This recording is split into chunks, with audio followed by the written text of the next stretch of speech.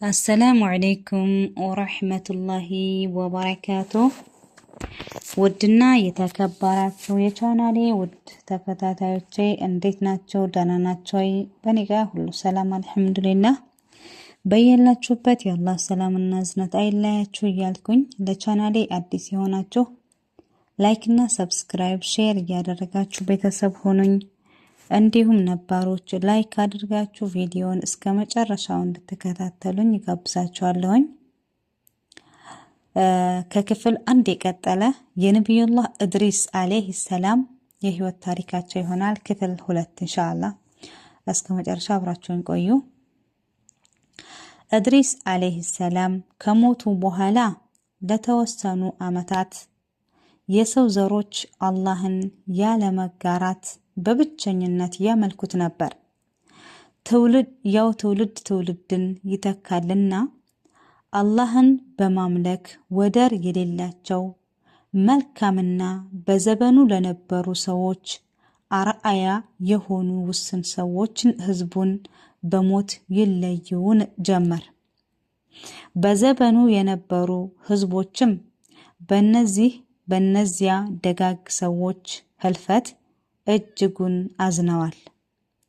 ሐዘናቸውን ለማስታገስ እና እነዚህን ደጋግ የአላህ ባሮችን ለማስታወስ ሐውልት ሊሰሩባቸው ተነጋገሩበትና እቅዳቸውንም እውን በማድረግ በ5 ታላላቅና ደጋግ ሰዎች ስም 5 ሐውልት በከተማዋ መሃል አቆሙላቸው።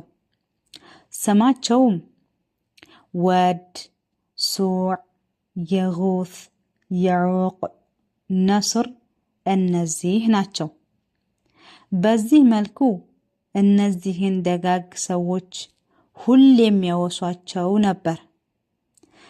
የከተማይቱ ሰዎች ለነዚህ ደጋግ የአላህ ባሮች ካላቸው ክብር አንጻር ሐውልቶቻቸውንም ወደር የለሽ ክብር ያከብሩ ነበር። እነዚህ እንዲህ እያለ ሰው ለዚህ ሐውልቶች ያለው ቦታ ሁኔታውን እየቀየረ መጣ። በሐውልቱ አጠገብ ሲያልፉ ለሐውልቱ ክብር በሚል እያጎበደዱ ማለፍ ጀመሩ። ጊዜው ይነጉዳል። ክረምትና በጋ ቀጠሮቻቸውን ጠብቀው በፍጥነት ይተካካሉ።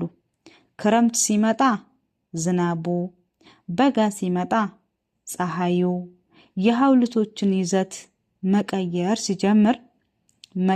ሲጀምር የከተማይቱ ነዋሪዎች ሐውልቶችን ከውድመት ለመታደግ እንደ ቤተ አምልኮ ውስጥ ሊያስገቧቸው ወሰኑ። ይቺ ጠጋ ቃለ ማንሳት ነው ይባላል የሀገራችን አባባል። ሱብሃንአላህ። ሐውልቶቹን መጠለያ ውስጥ ካስገቡ በኋላ ለሐውልቶቹ ያላቸው ቦታ ይበልጥ ጨመረ። በገቡና በወጡ ቁጥር ለሐውልቶቹ ማጎብደድ ጀመሩ። ያን ጊዜ አላህ ሱብሓነሁ ወተዓላ ከነዚህ ህዝቦች ወደ ቀጥተኛው መንገድ ይመራቸው ዘንድ ኑህ የተባሉ መልእክተኛን አስነሳ። ውድና የተከበራችሁ የቻናሌ ውድ ቤተሰቦች የነብዩላህ ኢድሪስ በዚህ መልኩ ተፈጽሟል። በዚህ መልኩ ይጠናቀቃል። ያው አጠር ባለ መልኩ ማለት ነው።